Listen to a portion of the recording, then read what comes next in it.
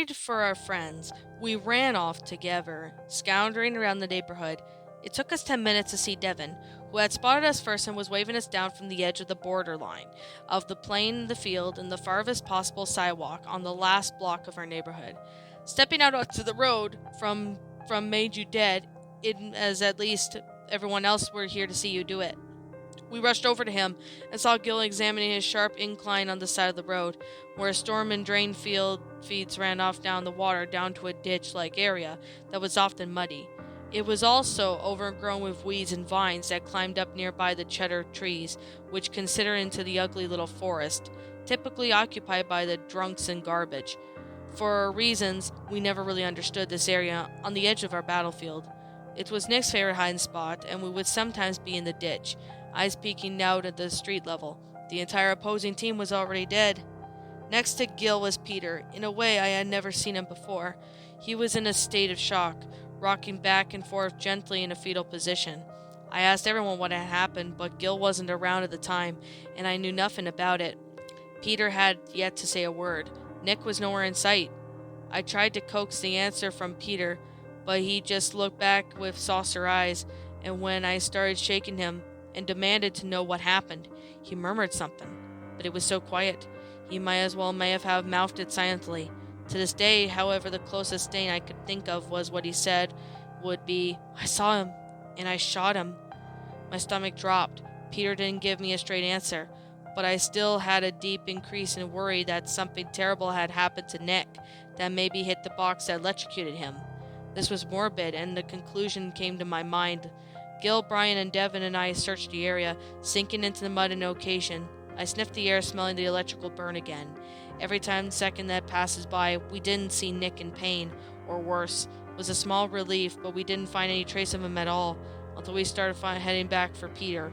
Hidden in some of the overground on the incline, the red color now distinguishable on the grass, were Nick's shoes. Gil looked at them closer. When we tried to pick them up, Peter suddenly shouted, "Don't touch them!" Gil abided with the request. Panic overtook the four of us, and we were still in reality, and we had to quickly run to Devin's house, the closest on our current position, and told his parents. They finally called the police, and we managed to convince them that we weren't pulling a prank, and that we really couldn't find Nick. The rest of the day was hell, but at least it went by quickly. The police arrived as everyone else's parents, and Peter's father took him home. He was too traumatized to help the officers in any way. As more cop cars arrived, we explained everything as to what we were doing. One of the cops even mentioned how he had noticed us earlier that day while on patrol. A search party started around sunset, and all the while we were stuck outside in the heat, sweating like the crazy on the side of the road as our hearts raced. The police had to go on a little more and to no witnessing other than Peter, who they already knew he would need to talk right away. I was the first one to suggest to them to hit the sensor box gun that the laser set. That made them a little curious, and I explained the devices as much as I could. I felt the tingling felt.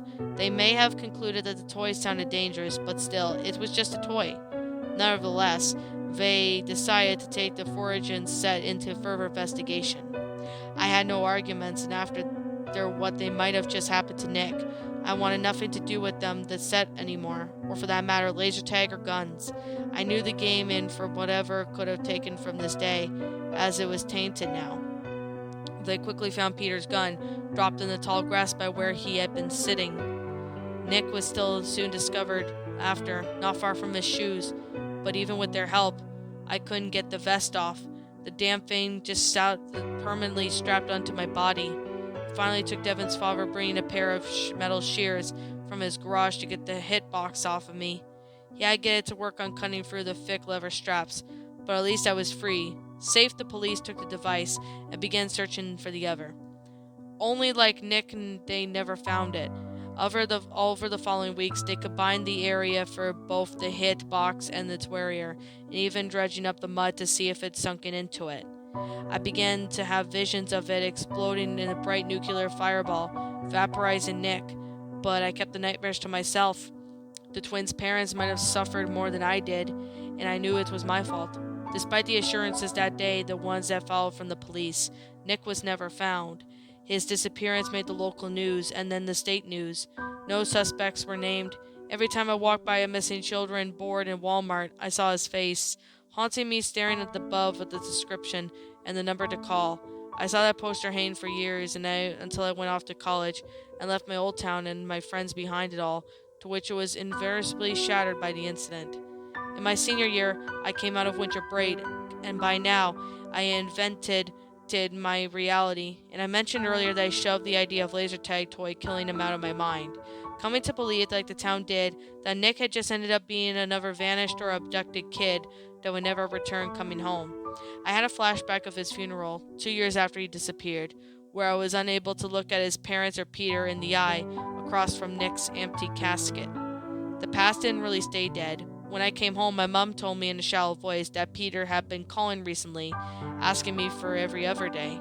She told me that I should go see him, but I didn't want to, but of course I had to. I walked over to his house, where he lived still with his parents. The place had gone to hell. The paint was peeling off, the grass was so tall that the trees began sprouting, and once I was let in, the smell of alcohol was nearly overpowering. With much motivation as a zombie, Peter's dad rejoined his wife on the couch, where they both lifelessly watched television. Even 8 years later, Nick's death had left a scar on the household. I trudged upstairs into the dirty, crowded mess, what was once a big living room. The place would have been fit on the episode of Hoarders, and there was a forbidding detail buried under the trash bag of beer cans that was knocking the television. I could see a Nintendo 64 on the floor. As crazy as it sounds, it must have been unused since that day, as Nick's GoldenEye copy was still plugged into it. This place had reeked of despair.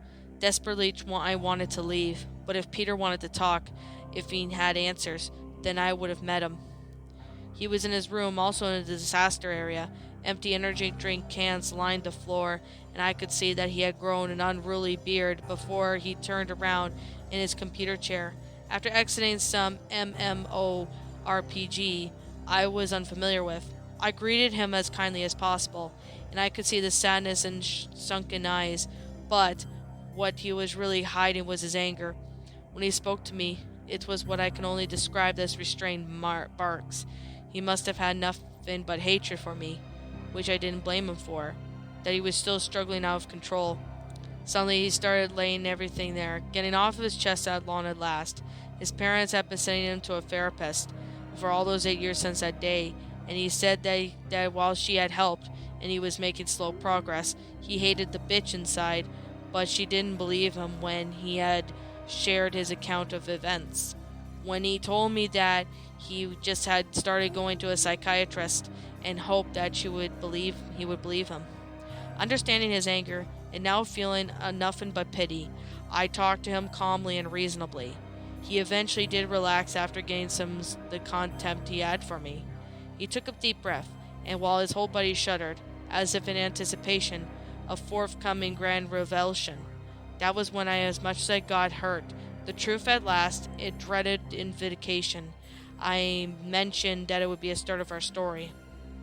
I never returned to his house today to retrieve that box, assuming the police would have taken it, but I watched as Peter reached deep under his bed in the space-looking unmanageable garbage dump and pulled out a black box that had seen my dreams. He took off the rotted, moist cover, and the smell of mold exploding from the inside, but what he took out in the box made me truly sick to my stomach. It was a missing hit sensor, the only frontal piece shell that had been clearly warped and scarred by the extreme heat, and had practically melted over the back of the black circle in the middle. And the lever straps were charred, holding the vomit. Peter gratefully flipped the device over, as if the damaged mine I was supposed to be like what he was showing me. The metal back had mostly survived intact, but it was a large dent in the middle, where it had made contact with the battery. The hinge, however, no longer locked in place, and the back plate swung open freely to reveal the interior of the shell. There was no longer the battery life itself. Its compartment was a solid black, and there seemed to be dreaded remains of the battery acid. I could only surmise that the battery had been exploded entirely. However much energy it must have had inside, it was incredibly lethal. "Justin!" Peter suddenly shouted at me, snapping out of my daze. sickly stupor, he then proceeded to call me an idiot repeatedly for not reading the instructions. I whimpered in reply, telling him that I didn't see any. In a one broad stroke, Peter tore out the styrofoam, to which I had noticed it had been broken into by several pieces. Under what remained of the fracture of white block thin, yellow pamphlet. The guns were printed in all black with the white on the cover. Now both terrifying with racking me with guilt, he began to shove the moldy instruction book into my face, thrusting it until it was a few inches away from my eyes at each time, and he turned the page, as well as yelled at me to read it. Although I was shaking, I tried my best to do so. Most of the instructions were in Arabic, but there were little warning boxes labeled with the exclamation with the point triangle were in multiple languages, including French, Spanish, and English. Every page had an image of proper use, the boys from the box cover demonstrating various ways of hitting with one of the lasers, or simply how to attach the equipment. Other than a few instances of the radioactive trefoil symbol, the warnings seemed innocuous at first. Don't aim at the eyes, take a break from planes sometimes, don't use it in the rain, etc. I told Peter that I didn't understand what went wrong, and I knew by this point that he had figured out what killed Nick, and he had hidden his brother's vest in the box. I told him I was very sorry, but again, I didn't understand. Before he showed me the last page, Peter had kept the burnt, twisted vest that he could figure out what happened on his own. Maybe he thought the police wouldn't be able to, but I can't hope to know. Calmer now, he then turned to the last page and handed me the box. My stomach churned. The warning was simple, like the rest of the products, poorly translated. Danger, critical hit zone. These were the words under a diagram, under the black hit circle, where an arrow pointed at the small center of the light that was descriptive image of a boy shooting each other. A demonic smile and a look of victory on his own face. He was so happy to send the other boy from the box cover into oblivion. The other boy was screaming out in raw pain and terror as his vest exploded and his body turned into fine particles of ash. But Peter wasn't done. He had one last thing to show me. He had reached for the top of the bookcase, and in his room, I noticed a faint scratch marks on the metal backing of the destroyed hitbox. It looked like someone had taken a screwdriver in order to violently scrape something off. Peter then showed me a small corked plastic vial that had taken off of his shelf. Inside was a solid black gathering of what appeared to be soot. He then gave me a sickening smile and told me, "It's been a long time since you've seen Nick, hasn't it? Say hi to Nick." I just felt myself heave and hit the floor, but nothing came up. My mind scrambled, trying to accept everything, what I had seen and what I was told. Imagined the fear, the pain as my friend burnt up to ash into the small that blew right away in the wind, killed by his own brother, eagle-eyed Peter, who had scrolled a critical. Before I turned out to ran out of the house, Peter was still holding what left of his twin brother and had some advice. "I'd see a therapist, Justin. It will help." There I got it all down. Happy, Dr. Strauss?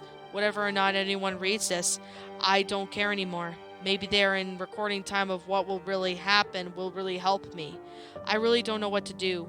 It is for the entire day I carried around what I assumed was some sick, perverted Eastern European toy maker's idea of a fun game for kiddies, a walking time bomb waiting for a bullseye hit. Out of all the previous owners managed to mess, I have no idea. If you decide to hunt down for another set of some dark fantasy, and you're stupid enough to buy it after reading the journal that said "asshole stole" and post online, do not play with anyone else whose shot is worth a damn. There is no telling whatever is real or not come up on creepy toy forums. I think when I asked it and read this post, and this missed as any sort of made-up story, but I did like that, like the Cold War industrial atomic toy aspect to it. It turns out that I had a final reply that I never saw, made just about hours before the forum was shut down permanently. I don't think many, if any member saw this post and before the site was no more, here it is below. Hello, I am posting this from Poland.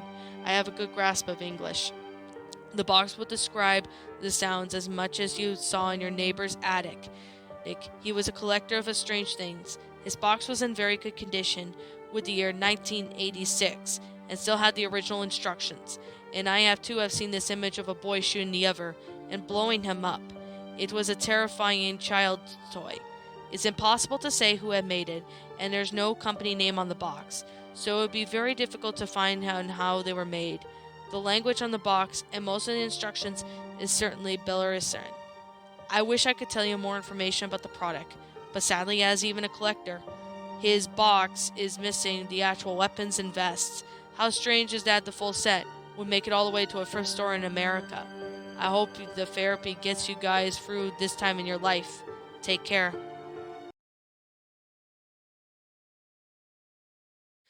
Well, and that, my pretties, was Laser Tag, a creepypasta written by Digigekko.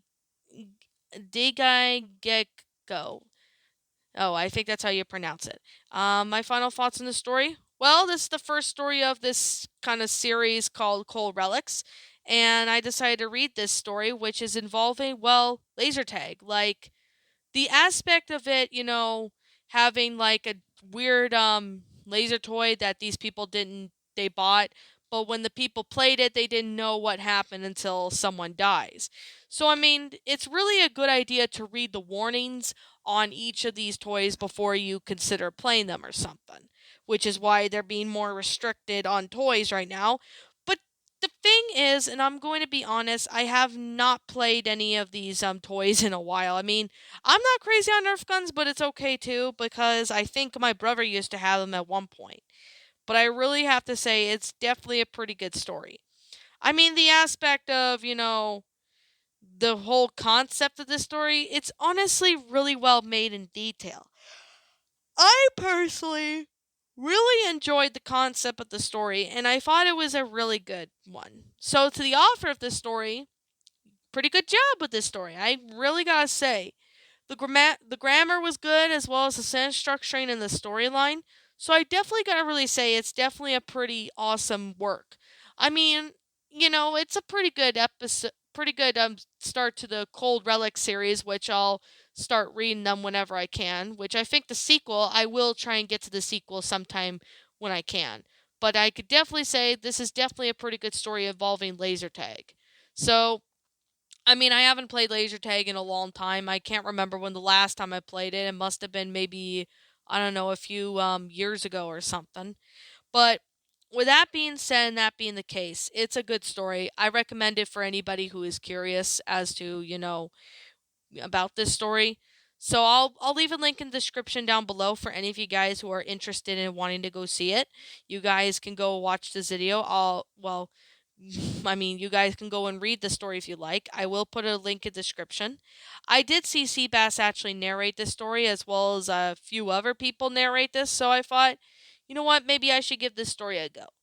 So, anyways, with that being said, and that being the case, I personally thought this was a pretty good story.